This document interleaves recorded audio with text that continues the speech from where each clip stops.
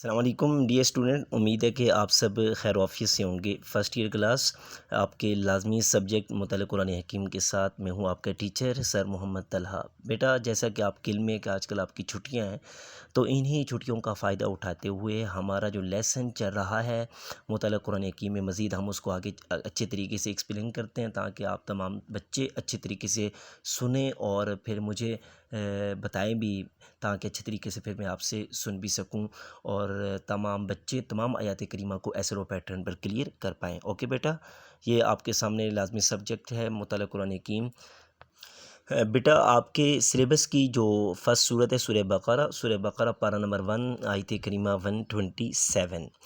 آیت کریمہ دیکھیں، اعوذ باللہ من الشیطان الرجیم، بسم اللہ الرحمن الرحیم،